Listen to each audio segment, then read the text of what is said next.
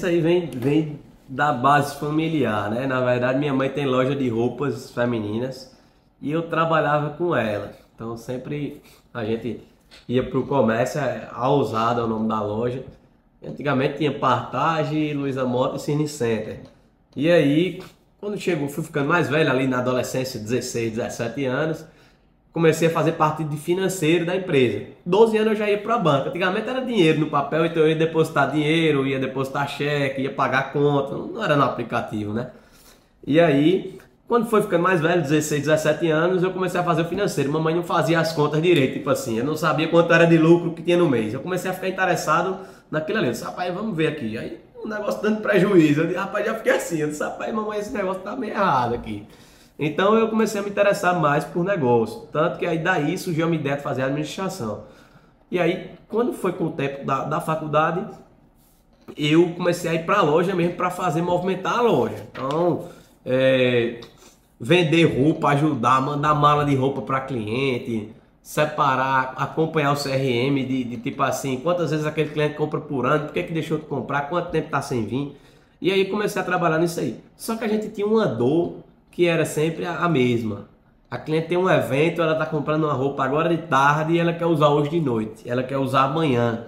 E aí naquela época a gente fazia o seguinte, uma gambiarra dentro da loja, botava uma fita dupla face, fazia uma barra de calça ali fake para a cliente usar no evento e depois voltar e a gente mandar para a costureira. Então a costureira em Campinas a gente tinha uma grande dificuldade. Naquela época eu odiava costureira, hoje eu amo. Naquela época, por quê? Eu chegava na costureira, ela me dizia que ia entregar, não entregava. A outra entregava, mas entregava mal feito. A outra entregava, mas entregava com uma cara feia, atendendo com raiva. Ninguém atendia bem, fazia bem feito e fazia rápido. Ou pegava em uma coisa ou pegava em outra. Então eu disse, rapaz, vou criar um negócio para a gente parar de perder venda na loja da minha mãe. Então a ideia não era fazer um tem jeito como é hoje, de escala grande, era realmente parar de perder venda, porque não tinha que entregar assim rápido. Então a gente tinha aquela loja hoje onde a Luiza Mota é a da gente, hoje a matriz, e ela era um depósito da loja da minha mãe. A gente só botava roupa ali, guardava, era um estoque. Então a gente fez o seguinte, rapaz, vou abrir lá. E eu na faculdade peguei a segunda greve já, era na época que tinha, as greves eram 4 meses, 5 meses. Eu disse, rapaz, eu tenho que abrir. Você cursava o quê? Administração. E aí eu disse, rapaz, eu vou abrir um negócio agora, eu não aguento mais não. Tava perto de me formar e veio a segunda greve. Quando eu entrei, eu peguei uma greve de 5 meses. Quando eu tava perto de terminar, era uma greve que começou. Eu disse, rapaz, de novo, não é possível, vou terminar não. E aí eu disse, vou abrir um negócio. Aí quando eu fui estudar, eu disse, rapaz, existe rede com 300 lojas disso aí, com 100 lojas, com 100 e poucas. Não é um negócio tão pequeno não, é um negócio que faz sentido, é um negócio que dá pra gente ver. Eu estudei o mercado nacional, o mercado internacional, estudei o mercado regional, nível Nordeste. E aí eu disse, pronto, vou montar a minha. E aí eu preparei, tem jeito. Então a ideia seria atender bem, fazer bem feito e entregar rápido. Esses eram os pilares da empresa que até hoje a gente mantém.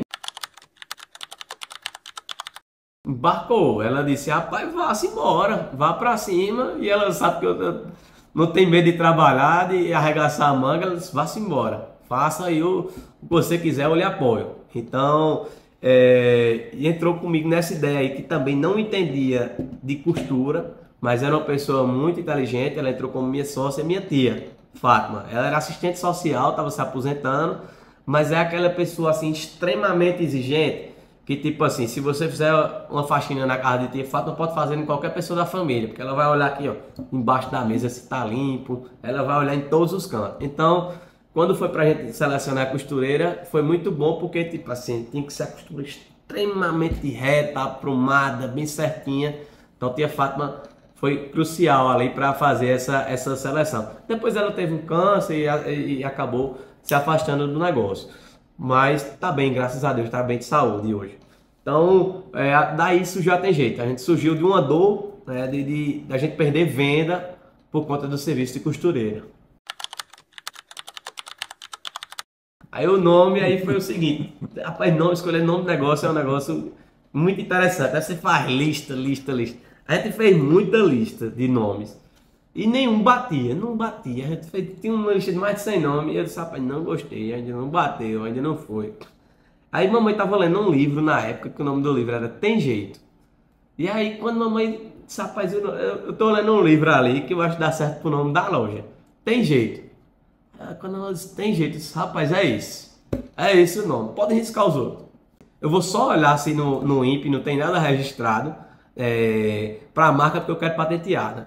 Eu quero vender minha marca depois. Então, quando eu fui, aí não tinha no INPE, pronto. No outro dia, ainda não tinha nem ideia de fazer reforma, de nada. Eu dei entrada no INPE já para registrar o nome. Quando bateu o nome, eu gostei demais. Vamos lá, é um calo, é uma dor, né, do Brasil, né, mão de obra qualificada em todo canto. É muito interessante porque as pessoas reclamam de desemprego e na outra ponta quem está contratando reclama de falta de mão de obra qualificada. Então, assim, a questão de contratar costureira é uma dor e é uma dor diferente que a gente aprende cada dia mais em cada cidade que vai penetrando. Mas na hora de começar não tinha outra forma. Eu contratei uma costureira que era especialista, morava até lá perto da minha mãe, que era especialista em noiva e ajustes, serviços de festa. Então ela tinha um acabamento muito bom, muito diferente. Essa pessoa, ela ia me ajudar a selecionar as costureiras e a treinar elas. Então ela passou um mês com a gente lá todos os dias treinando o time, acompanhando. Se disse, não, não é assim, volta, não, não é assim. Até hoje a gente faz da mesma forma quando vai plantar uma loja. Eu levo uma costureira minha daqui, essa costureira passa um mês na loja treinando o time lá. Vai, volta, não é assim, manda para Campina, vem e a gente faz esse treinamento. Então, por exemplo, pra você ter uma ideia, a gente fez uma implantação de loja em Caruaru. Foi a cidade que eu tive mais dificuldade de costureira. E eu tenho o maior banco de dados de costureira da rede, é de Caruaru. Tem 7.000 costureiras lá. Até que tem um polo ali perto, né? Tem um polo lá, a região girando. Só que as costureiras lá tem muita especialidade. É tipo assim, costureira overlockista, ela só faz aquela máquina. Costureira de goleira, ela só usa uma máquina. E lá na loja ela tem que usar 4 máquinas específicas, tem que saber usar as 4 e ela tem que conseguir pensar a peça. Porque se ela mexer em um canto, pode ser que gere defeito em outro. Então não é uma costureira normal assim, que só pega uma máquina. Ela tem que pensar, tem que saber trabalhar com essas 4 máquinas. Então realmente é uma dificuldade muito grande que a gente tem, por exemplo, em Caruaru, de conseguir contratar time. E o pessoal acostumado a trabalhar em casa também. Não tanto. O turnover da gente é muito rápido, muito nos primeiros 90 dias. Se bater o trabalho dela com o que a gente espera dela e o que ela espera da gente, depois que passa 90 dias, normalmente o pessoal fica muito tempo. Então, só para você ter uma ideia, eu tenho lá costureiras aqui em Campina, a gente tem 9 anos de empresa e eu tenho ali mais ou menos 6 pessoas que estão há mais de 7 anos com a gente. Então a gente tem muita gente ativa aí, roda pouco a mão de obra. Agora, quanto maior a cidade, mais gira o time. Então, Recife gira muito time, Fortaleza gira muito time, porque as pessoas... É algo de cidade grande, é incrível, as pessoas não ficam muito tempo no mesmo canto. A gente para estar em Campina aqui é difícil, tipo assim, normalmente eu tô na estrada, então semana que vem eu tô segunda em Caruaru, terça em João Pessoa, quarta em Recife, quinta volto para João Pessoa e sexta eu chego em casa. Então a gente roda um bocado, tem que estar na estrada. Menino que não anda não vende picolé, né? Muito importante, né? Essa questão da gente acompanhar o controle. Então, o processo muito bem definido e muito claro. A gente precisa deixar isso muito bem claro para o time, bem treinado, né? Acompanhar e seguir o processo. Então, tem que passar por 2 conferências no serviço em geral, de qualquer unidade, tem que passar por 2 conferências. Depois, no outro dia, a gente tem que enviar a pesquisa de satisfação para o cliente, a gente dá o prazo de garantia para o cliente. Então, tem todo um acompanhamento para a gente poder conseguir controlar isso e ter o melhor nível de serviço possível. Muito bom. A gente tem rodado super bem com os franqueados. Hoje a gente tem um franqueado lá em Juazeiro, que hoje ele tem 4 unidades. Tem 2 unidades em Juazeiro, tem 2 unidades em Recife, junto com a sócia. Então a sócia dele em Recife já tem uma 2ª unidade. Tem um franqueado em João Pessoa que vai para a 3ª unidade. Tem o franqueado de Fortaleza que vai para a 2ª unidade. Então, para mim, assim... praticamente todos os franqueados estão indo para outra operação. E quando você quer comprar de novo é porque gostou, né? Quando o cliente é fiel, é assim, ele compra, mas ele compra de novo. Quem compra de novo é porque gostou realmente e tá rodando bem. Todas as lojas você vai conseguir identificar muito claramente como é que funciona a loja. Serviços prontos, serviços a fazer, mesa de corte, tudo fica muito bem detalhado no processo. E aí a gente, todo esse know-how do negócio da gente, ele fica muito bem definido e é passado para o franqueado. Fora isso, a gente faz um acompanhamento com ele, com consultoria de campo. Então tem um checklist que o meu consultor de campo bate com ele. Da operação, está sendo acompanhado a planilha de previsão de produção. Então ele acompanha ali quanto de serviço tem para entregar amanhã e quanto é a capacidade produtiva dele. Então ele sabe basicamente se ele precisa chamar uma diarista ou não. Então acompanha marketing, tá fraco a venda, como é que a gente consegue tracionar, quais são as parcerias que a gente tem que fazer. Acompanha o financeiro, ele faz a planilha do lucro, ele vê se está tendo lucro, fluxo de caixa. Ele junta ali, ele provisiona o 13º para não se apertar no final do ano. Então a gente acompanha ali uma série de pontos no checklist, que eu acho que são mais de 50 itens, 50? Com ele, mensalmente, para ver se ele está acompanhando. Então, por exemplo, na experiência do cliente, ele está usando o cheiro padrão da loja, ele está fazendo a pesquisa de satisfação. Quanto tempo demora a média de resposta do WhatsApp dele? É até 10 minutos? Não, é de 30 acima. O que está acontecendo que o time não está respondendo rápido? Então a gente acompanha com o franqueado na ponta uma série de itens que aí permite a gente replicar esse padrão na unidade de Campina, na unidade de Fortaleza, na unidade onde for. São os mesmos equipamentos, né? Uma base, são 3 máquinas retas e depois vai aumentando, retas industriais, galoneira, overlock, uma caseira e pronto, são os mesmos equipamentos. A gente sempre especifica tudo direitinho e não tem dor de cabeça. É um fornecedor homologado, já tenho a parte de software também é homologado, então ele usa o mesmo, então a gente não tem dor de cabeça com isso. É uma coisa super interessante, Arimatea, essa sua pergunta. O perfil do cliente hoje, né, eu vou passar demograficamente dados, né, tipo assim, 80% mulher, 20% homem, isso vai ter uma oscilação, normalmente de 25 a 55 anos. Essa faixa etária é a grande parte. A maior parte de 35 a 45 anos. E aí são pessoas que realmente, assim, querem estar bem vestidas, né, que querem realmente ser bem vistas, bem notadas, que tem esse cuidado a mais com a roupa. São pessoas que costumam ir a salão de beleza, que se cuidam, são pessoas que se importam com sua aparência mais no dia a dia, isso a grosso modo. E aí a questão de oscilar por cidade, por região por região. A gente tem sim uma oscilação, é muito interessante, eu estava conversando isso ontem, a diferença do pessoal do interior para a capital, né? O pessoal do interior é mais vaidoso, quanto mais interior, mais vaidoso. Então é muito interessante isso aí. Por exemplo, Campina a gente não sai de bermuda na rua assim, normal é a gente de calça, né? Tipo, você vai em João Pessoa, muita gente anda de bermuda. Então isso tem um impacto na venda dos tipos de serviço. Campina, Caruaru, Araripina, Juazeiro do Norte, eu vendo mais barra de calça, chega a ser 40% do meu faturamento de barra de calça nessas cidades. Já em cidades, por exemplo, como João Pessoa, Recife, Fortaleza, o cliente acaba levando mais uma roupa especial na loja. Então ele leva mais, tipo, como ele anda mais relaxado no final de semana ali, ele anda short, ele anda de bermuda, ela anda de saia, ele acaba levando um vestido de festa, ele acaba levando um terno, ele acaba levando aquela peça que tem mais para uma ocasião especial. Então tem esse detalhe. E em Recife é muito interessante, porque a gente tem lojas Zona Sul e Zona Norte, são praticamente duas cidades dentro da mesma cidade. Zona Norte é interior, a gente vê muita barra de calça, e na praia a gente vende com os vestidos de festa, ajuste de terno, essas coisas. É muito interessante isso. Foi loucura, né? Tipo assim, a gente tinha 2 lojas, então a gente formatou como franquia em 2019. Em dezembro de 2019 a gente participou da primeira feira de franquias. Em janeiro de 2020 eu vendi a primeira franquia. Em fevereiro eu vendi a segunda. E a gente começou as obras e quando chegou dia 19 de março fechou tudo. Então a gente estava com uma loja em obra e outra loja na fase de projeto arquitetônico.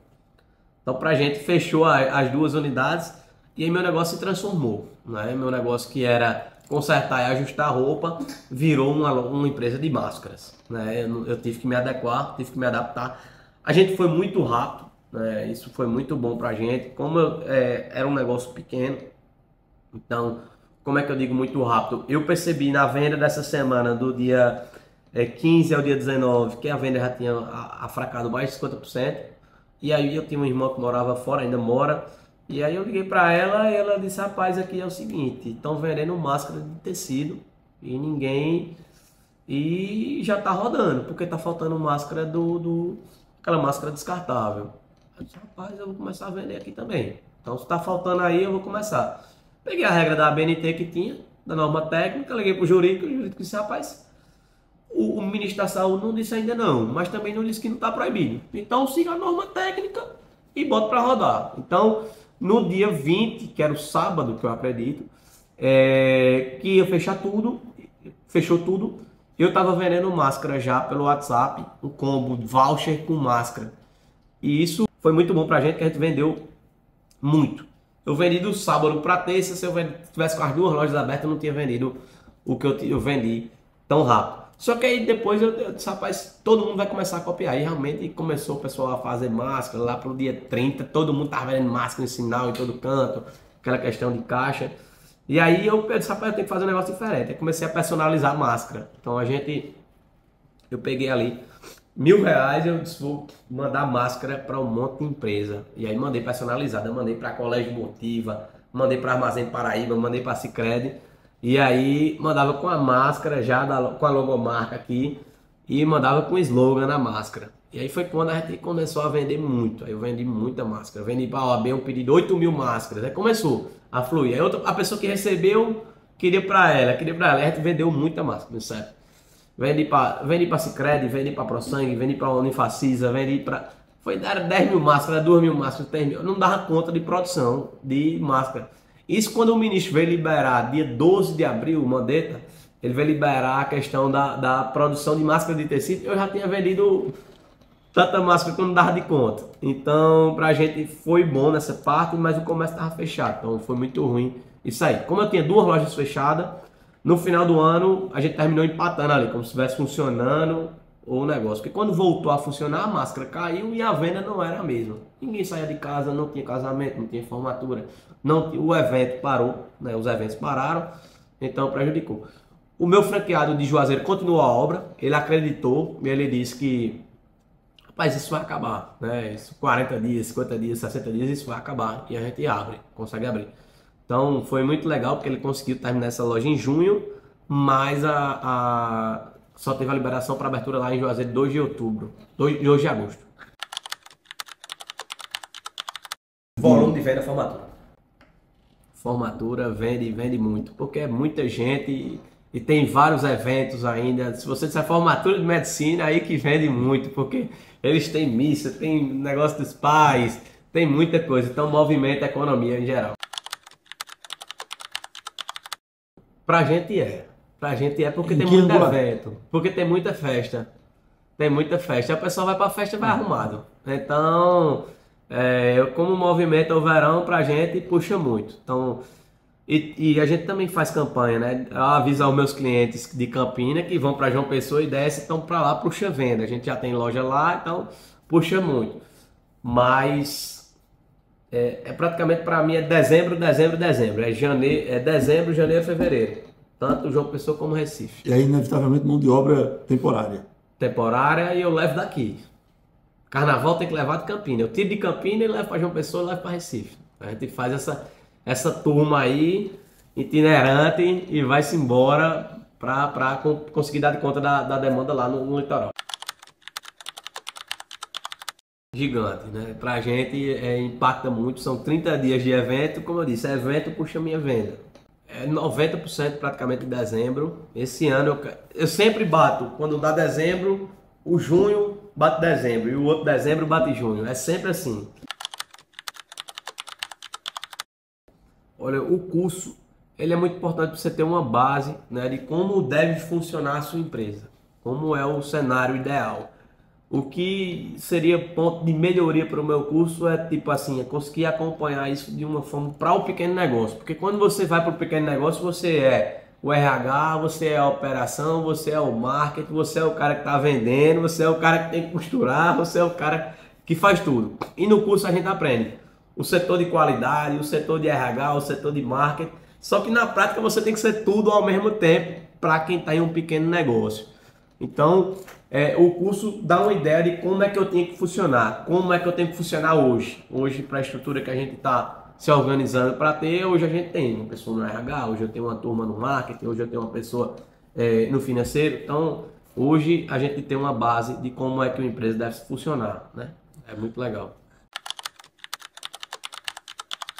Ajuda demais, assim, dentro do negócio hoje não tenho ninguém especificamente, mas meus pais, meu amigo, ele pega as roupas de uma loja e leva para outra. Eu digo, oh, me deixa o motoboy fazer isso. Aí eles vão, já estão aposentados, né? Então, sensação de pertencimento. Né? Eles amam tá ali no dia a dia, estão sempre em inauguração de loja, perguntando como é que tá. Então, amam fazer isso. Minha esposa, de vez em quando, eu digo, vamos fazer um videozinho para movimentar aqui o conteúdo da internet. Boto para participar também. A gente quer chegar aí às 30 lojas, né? Essa é a ideia. Então, a gente inaugura uma semana que vem. Tem 6 contratadas já com essa daí. Então, a gente tem Crato para abrir, tem Teresina, tem Fortaleza segunda unidade. Tem mais unidade de João Pessoa ainda esse ano. Tem mais unidade de Recife. Mas a gente quer chegar às 30 lojas esse ano. Mas quer chegar também à primeira loja de São Paulo. Se Deus quiser, a primeira loja no Sudeste esse ano ainda.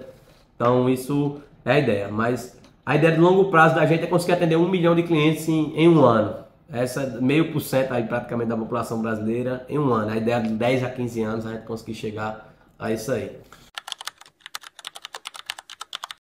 A gente vai começar, a gente já tentou iniciar algumas atividades terceirizadas para ver o que tracionava. Então a gente começou ali lavanderia e aí a gente teve muita dor de cabeça, eu não gostei tanto rodar.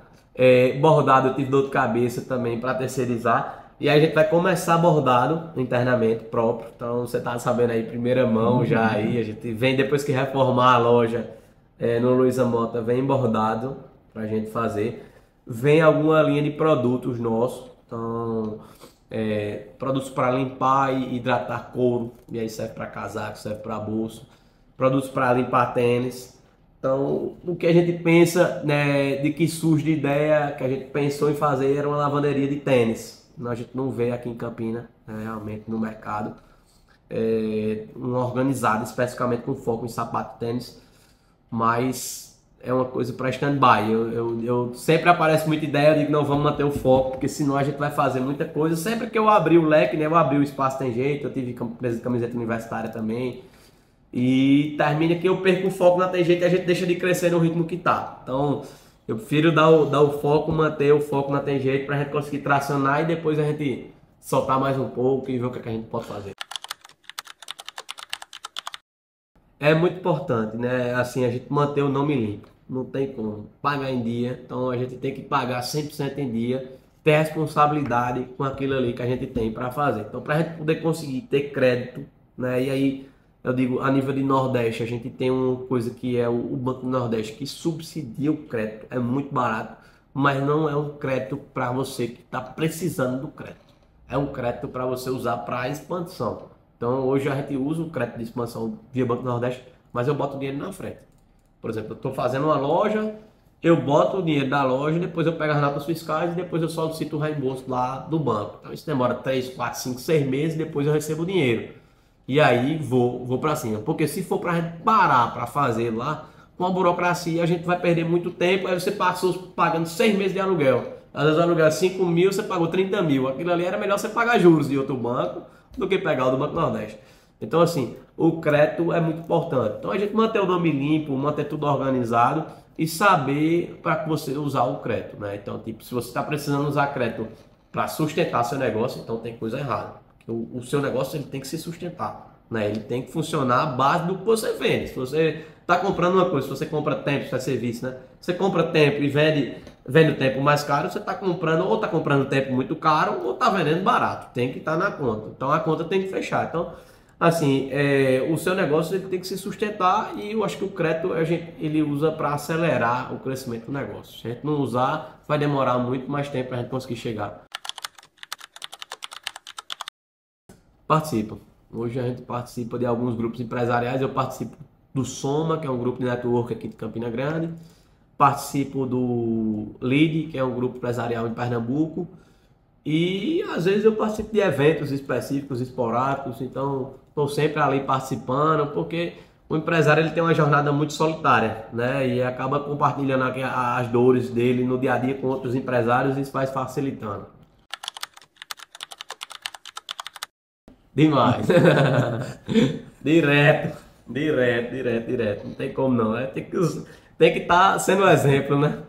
Ei, eu quero agradecer pela sua disponibilidade em participar dessa nossa temporada com a história de empresários que encararam esse desafio que é empreender, principalmente no Brasil. Com certeza, eu agradeço o convite, Arimaté. É uma satisfação a gente estar aqui compartilhando o que precisar, a gente está à disposição. Eu acho que essa troca é sempre muito válida no meio empresarial e a gente até escutando, eu escuto muito outros empresários, né? Podcast, essas coisas, eu acho que é muito legal para a gente aprender com as dores e os desafios do outro. Então, muito obrigado pelo convite e que precisar, a gente está sempre à disposição.